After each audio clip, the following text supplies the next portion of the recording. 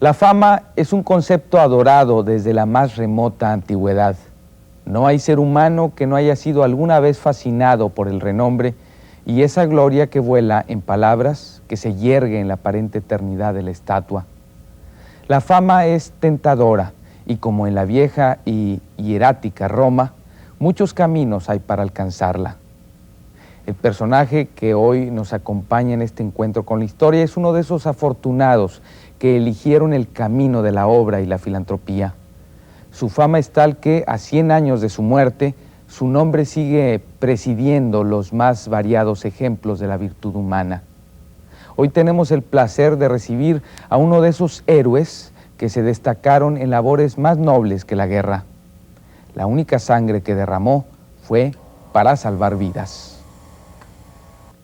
El 20 de febrero de 1813 nació en Guadalajara, Jalisco, José Eleuterio González, mejor conocido como Gonzalitos. Hijo de una de las mejores familias de la Perla Tapatía, quedó huérfano a los 5 años de edad, cuando su padre, Matías González, un militar español, murió en la Guerra de Independencia. A los 12 años de edad, José Eleuterio González ingresó al Seminario de Guadalajara, donde cursó los estudios de filosofía, retórica, raíces griegas y latinas, así como literatura de los autores clásicos.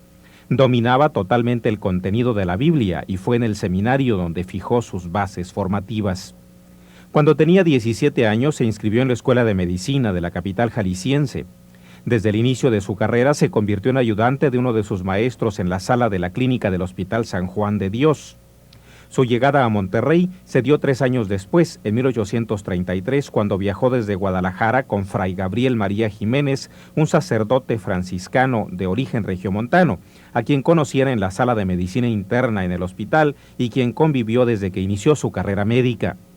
Antes de su llegada a la capital regiomontana estuvo en San Luis Potosí y trabajó como practicante segundo en un hospital potosino. A su arribo a Monterrey se empleó como practicante primero en el Hospital de Nuestra Señora del Rosario, único en la capital de Nuevo León en ese entonces. El doctor Gonzalitos fue director interino del Hospital de Nuestra Señora del Rosario por 19 años. Fue un autodidacta que hasta 1842 obtendría su título de médico. Aunque se casó a los 23 años de edad, no tuvo hijos y 6 años después se separó, quedando hundido nuevamente en la soledad.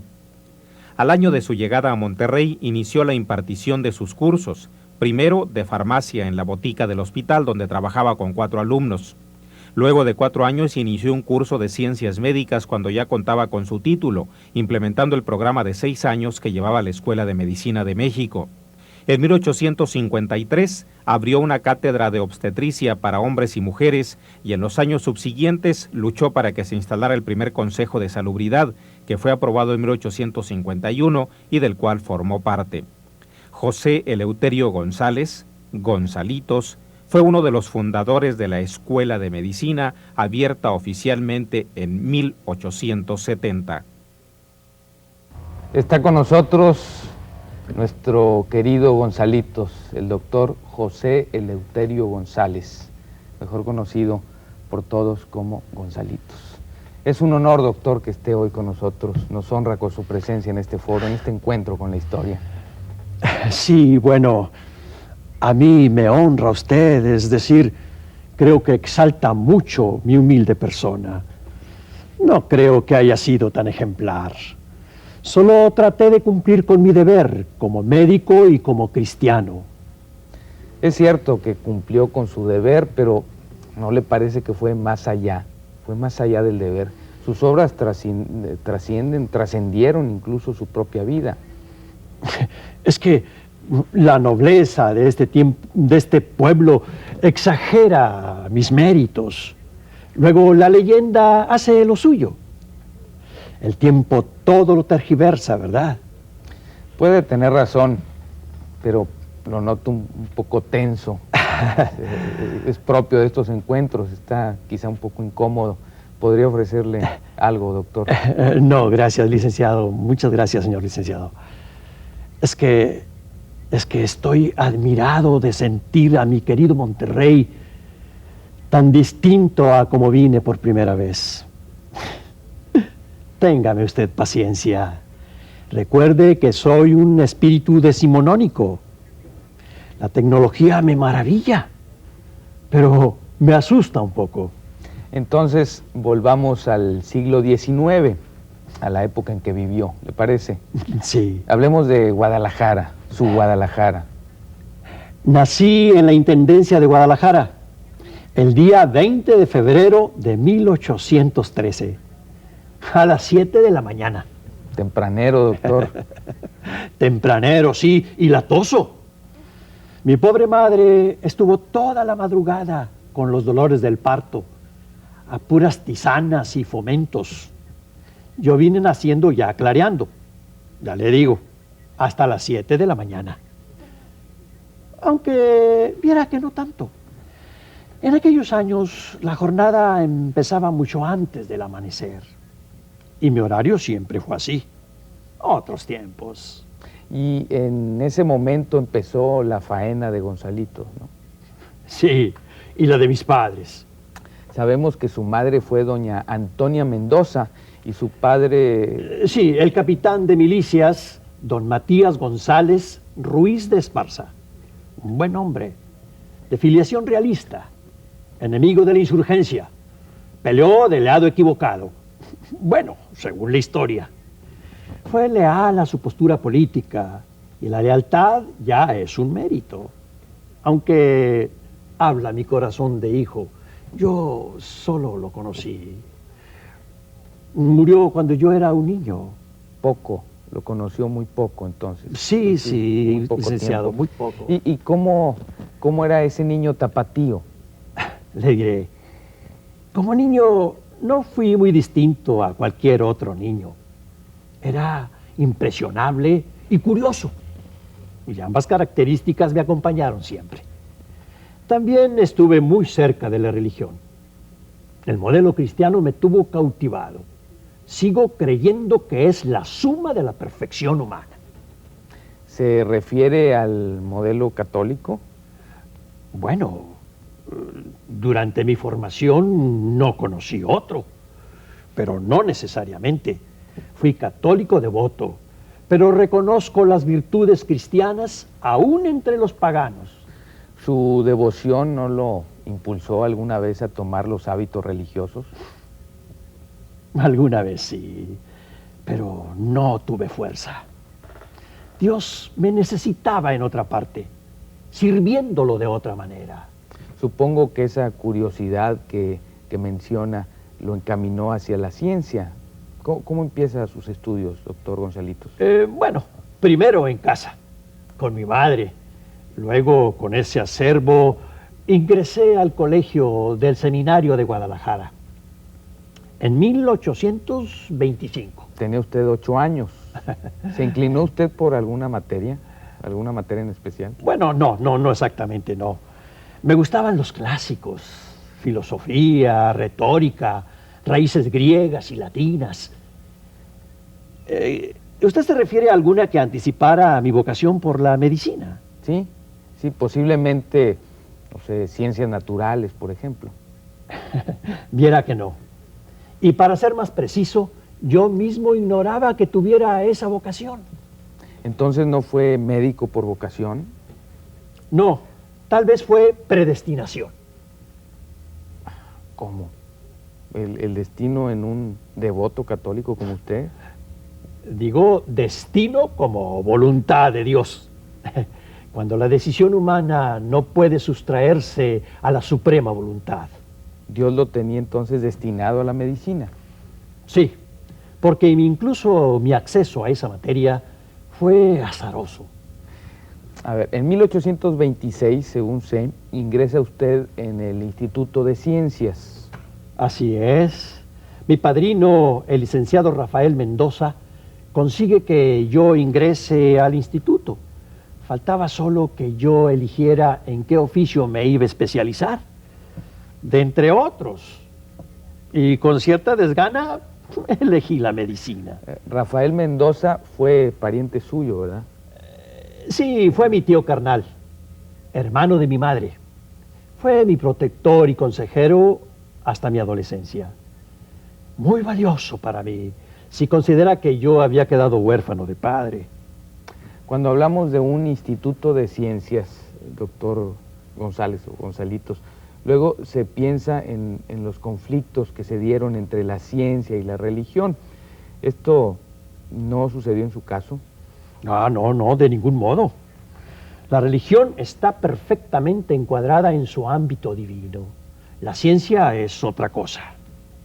Pero estamos ya en México independiente. ¿Cómo se siente el estudiante de medicina José Eleuterio dentro de esta nueva estructura política? Bueno, no muy tranquilo, ¿eh? Recuerdo que crecí en plena guerra por la independencia.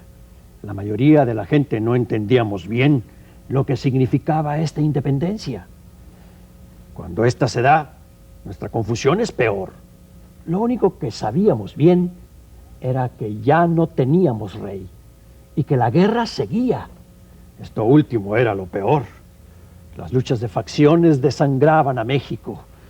Yo podía literalmente palpar las heridas de la naciente patria durante mis prácticas en el hospital. No, ¿y no tuvo la intención de enlistarse en alguna facción? ¿Cuál era su criterio político en esa época tan importante para México? Nunca, ninguno. ¿Ningún criterio? ¿No cree que es responsabilidad del hombre involucrarse en los hechos políticos de su sociedad? Claro, pero ¿qué criterio político? ¿Qué criterio político puede pedirle a un muchacho que la mitad del día estudia y la otra mitad practica en el hospital? No, señor licenciado. Contra mis deseos, la política en aquel tiempo exigía mucha entrega. Recuerda que se gestaba una nación y mi recién descubierta vocación lo exigía todo. La política lo hacían los criollos adinerados, la iglesia y los militares. Yo era un humilde practicante que además no tenía voz en las decisiones políticas del país. Antes no era como hoy. No teníamos un verdadero voto directo. Además de que empezaban a consolidarse los cacicazgos como forma de control. Bien, pero díganos, ¿cómo se le dio la idea de venir a Monterrey? Permítame, doctor Gonzalitos, vamos a marcar un corte comercial y regresamos, si le parece. ¿Cómo no? Encantado. Foro, transmitiéndose simultáneamente en televisión y radio, en un encuentro con la historia, está en el aire.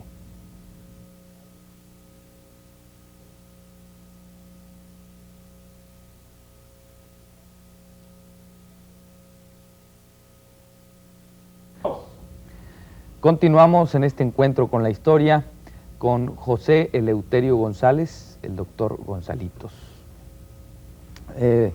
Decíamos, ¿cómo se dio esta idea de venir a Monterrey, doctor Gonzalitos? ¿Huía usted de esa intranquilidad social que había en el país, concretamente en Guadalajara? No, que va.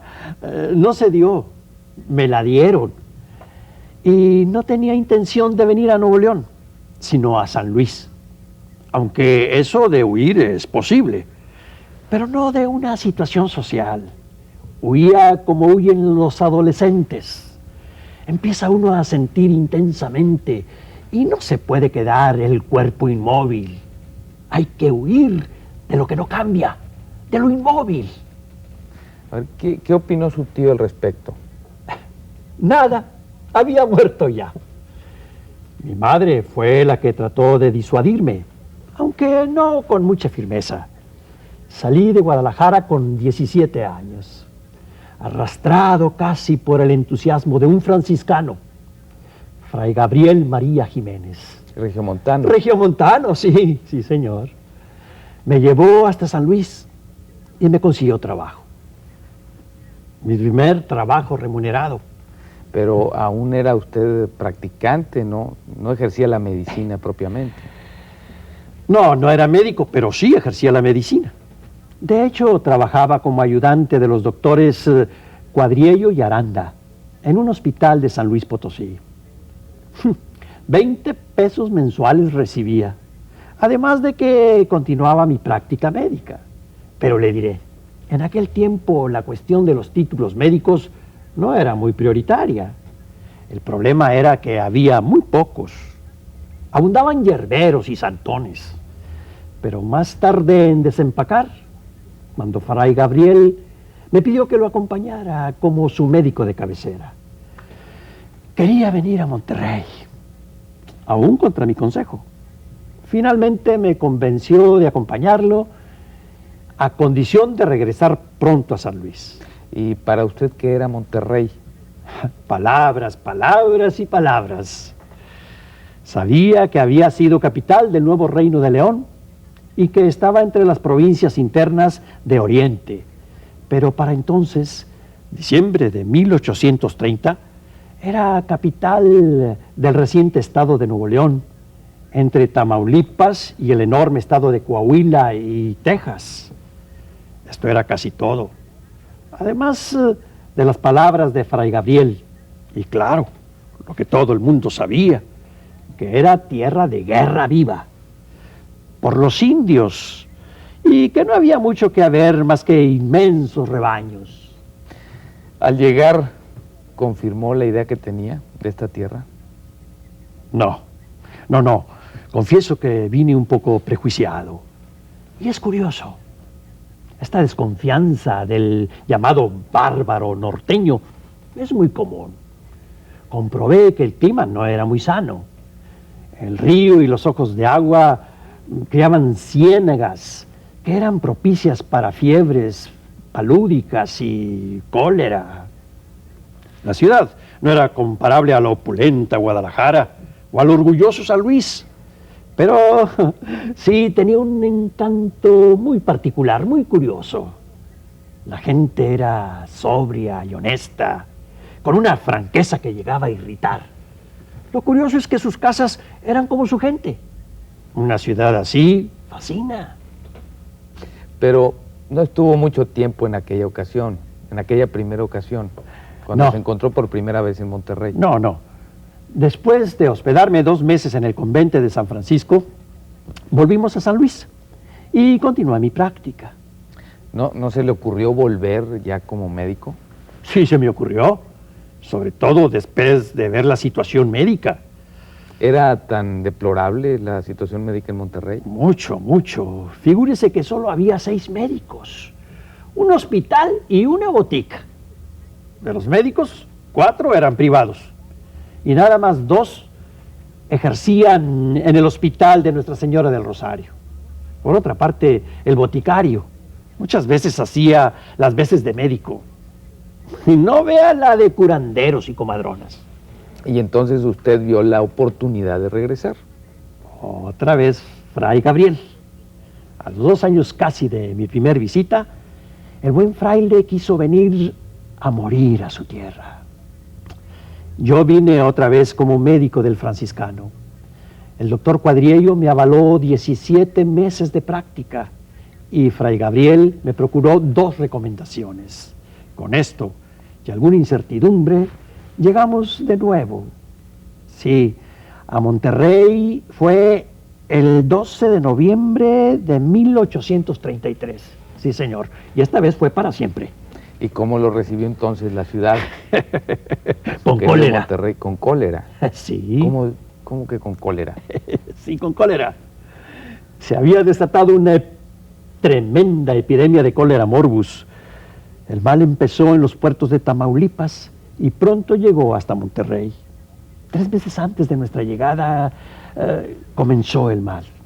Tan virulento que los enfermos morían a las pocas horas de mostrar los síntomas. Las primeras víctimas murieron el día 6 de agosto. ¿Y de ahí? Bueno. Entonces usted cayó casi del cielo para los regiomontanos de la época. Pues sí. Llegué y al llegar me entrevisté con el obispo Fray José María de Jesús Belauzarán Yureña.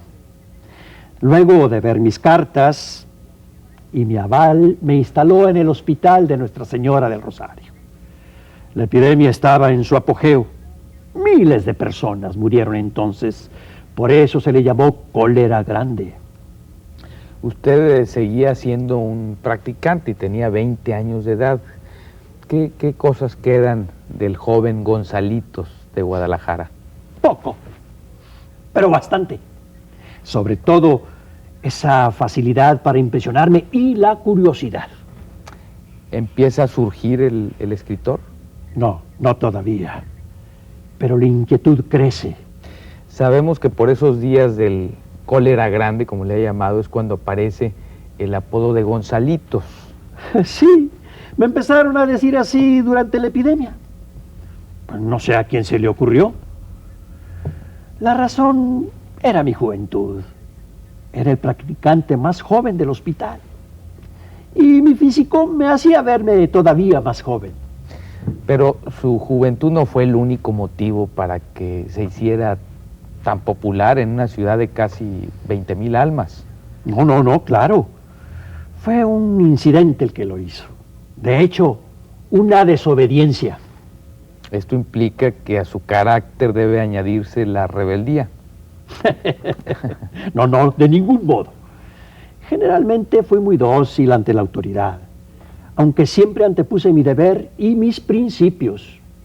En esa ocasión fue el deber el que me impulsó a la desobediencia. A ver, doctor Gonzalitos, aclárenos eso. Verá usted, le decía que no había muchos escrúpulos acerca de los títulos profesionales por aquel tiempo. De esto resultó que don Ignacio Cendejas, el boticario, fue nombrado director del Hospital del Rosario. El señor era un buen hombre, pero su especialidad era la farmacia. Era bueno para eso, pero a la hora del diagnóstico era muy limitado. Todo lo quería resolver con medicamentos.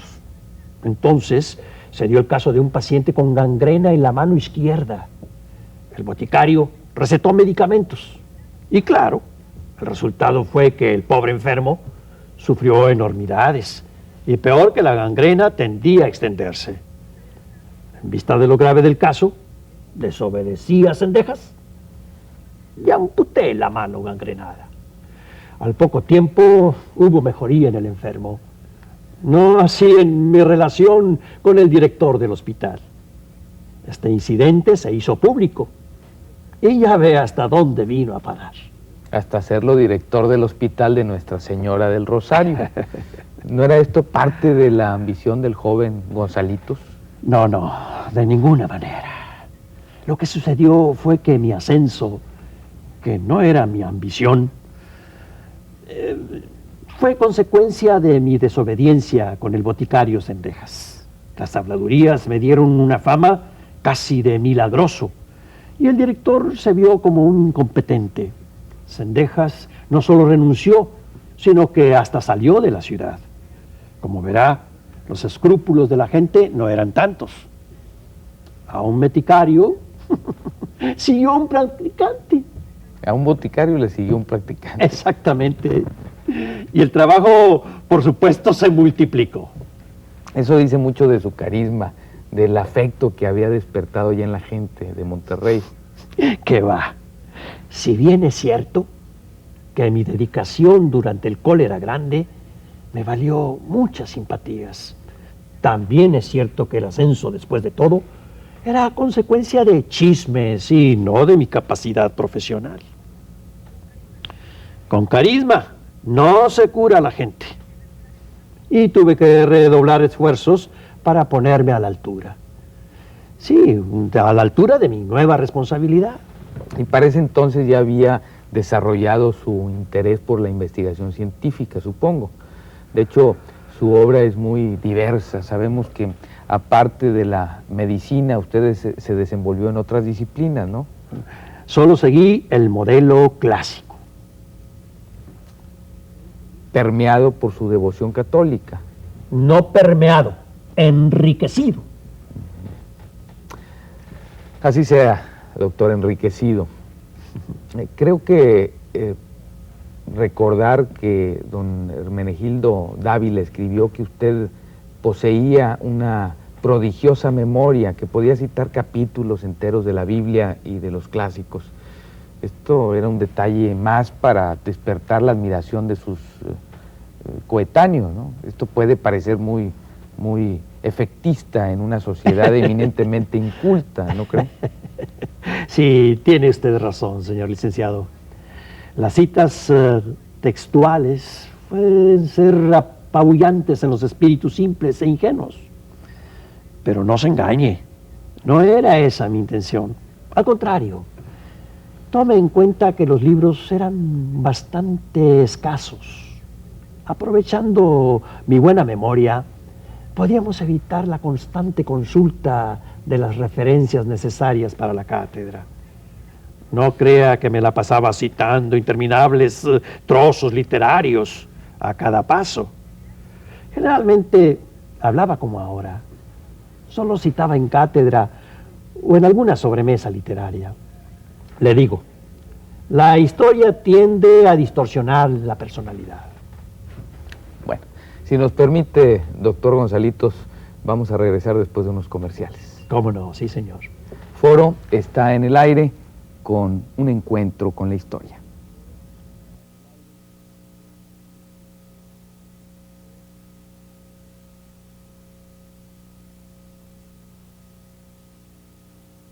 Pero sí.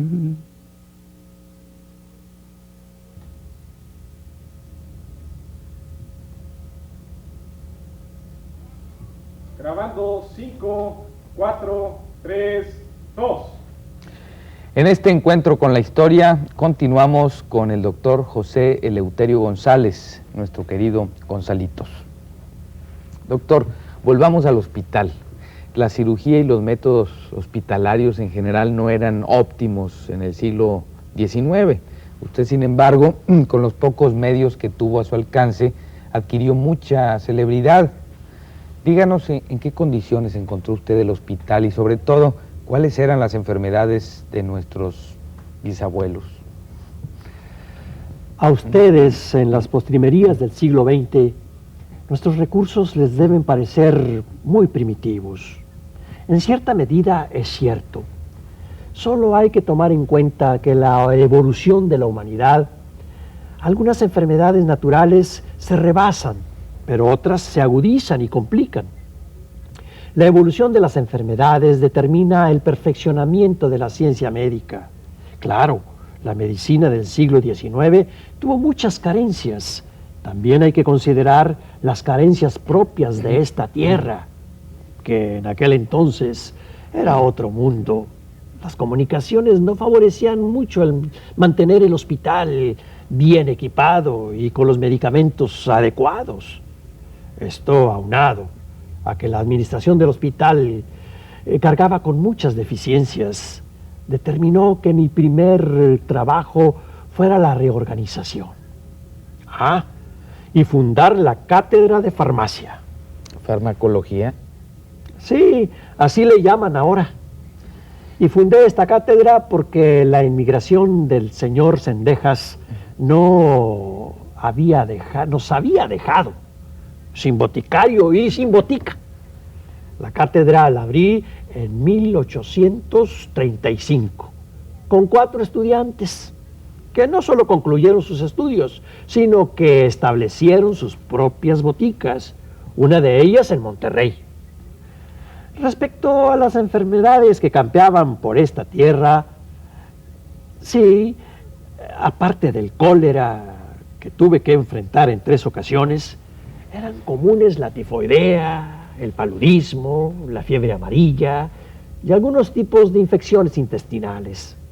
La salubridad no era el lado fuerte de la ciudad. Muchos de los arroyos recibían heces fecales. Es decir, que la contaminación en Monterrey ya tiene su historia, ¿no? Así es. Pero esa historia es la historia del hombre.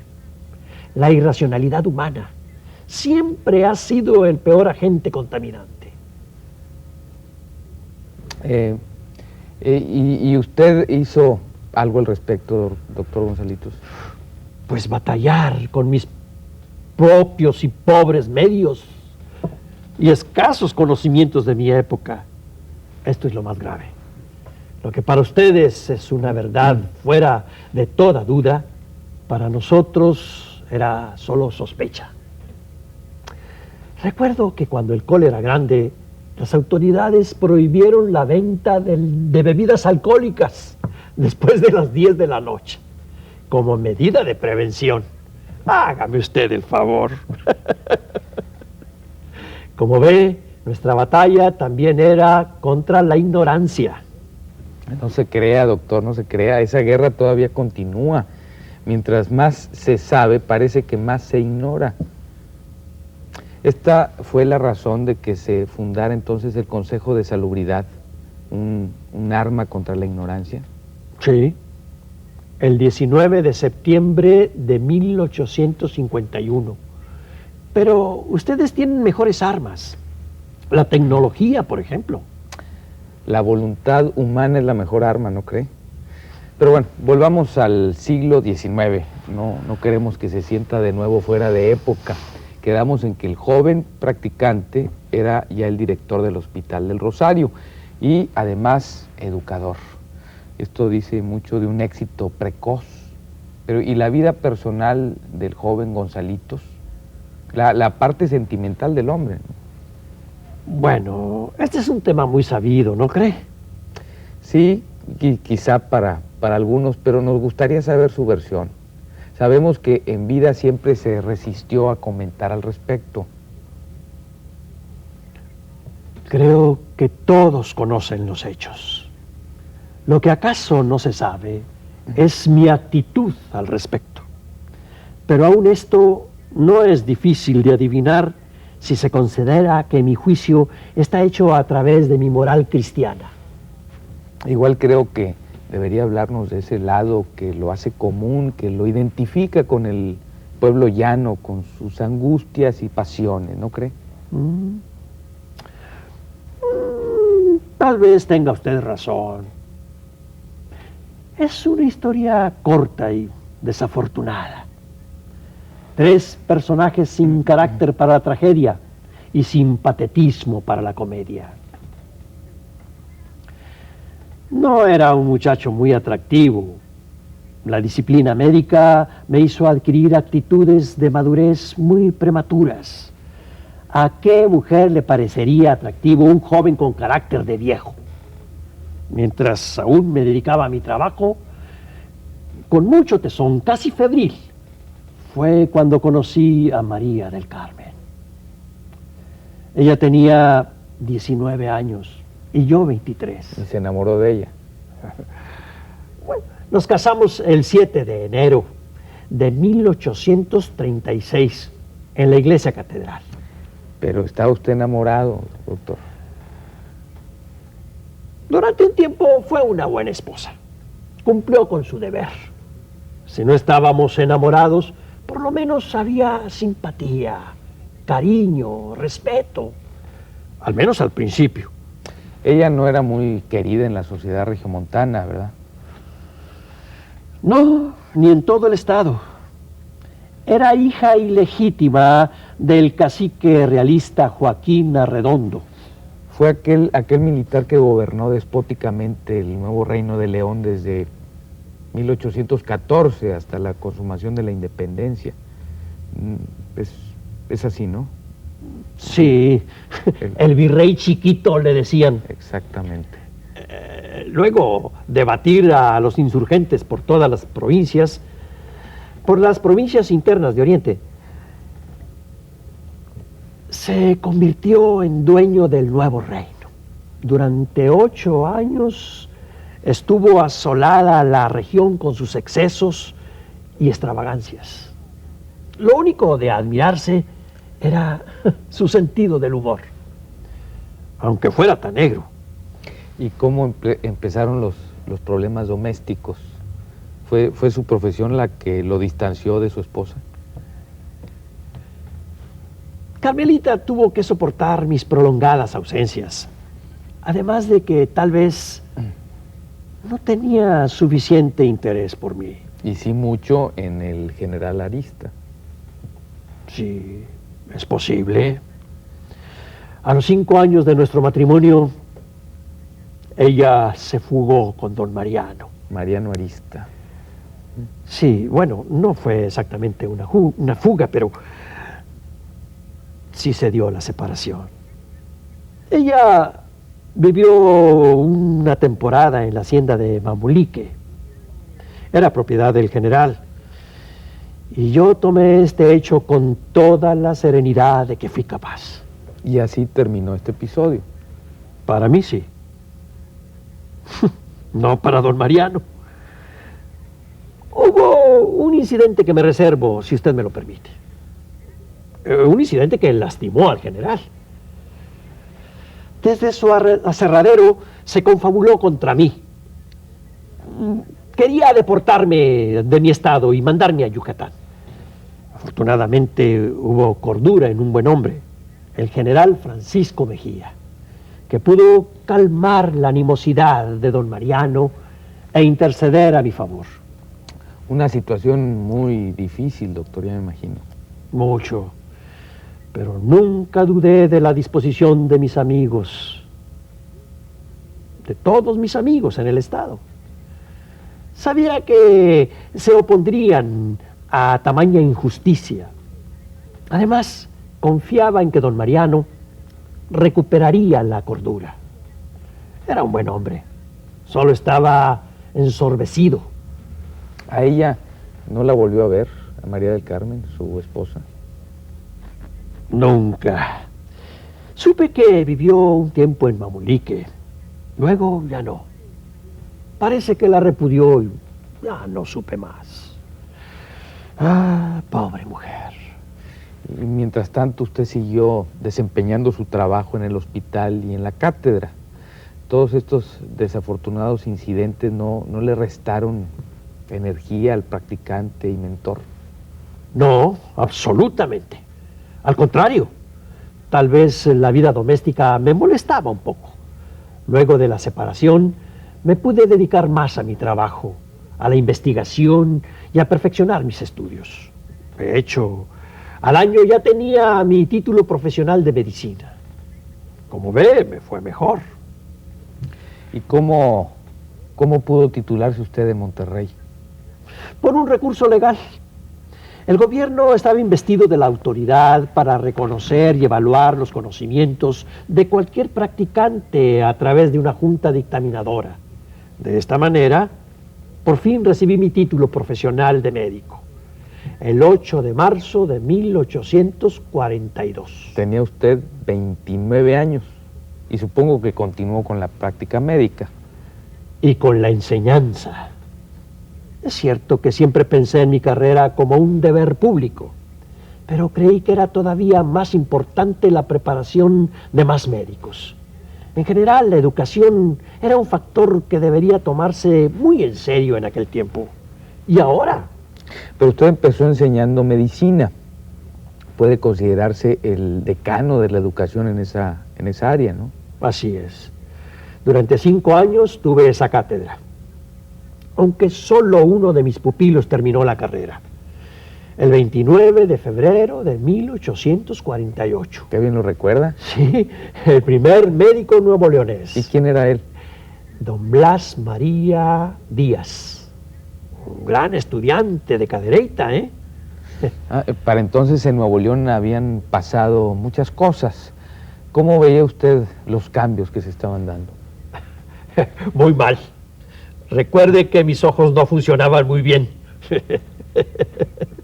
Bueno, no, ya en serio. Sí, noté cambios importantes. Durante este tiempo fue la invasión norteamericana y yo tuve que salir de Monterrey por primera vez desde que llegué a establecerme. El general Mariano fue asignado a la defensa de la plaza. Mariano Arista. Sí, Mariano Arista, sí señor. ¿Y no tuvo fricciones esta vez con él?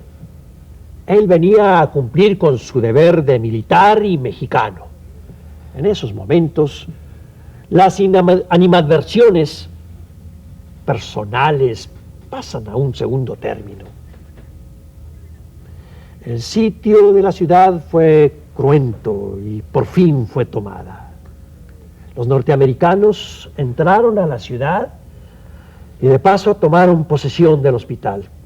Yo salí junto con mis pacientes. Un acto de patriotismo. Pero no del patriotismo exaltado del orador.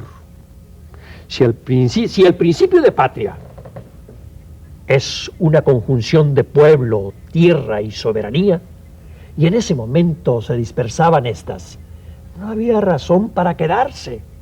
Prácticamente todos los regiomontanos pensaron igual.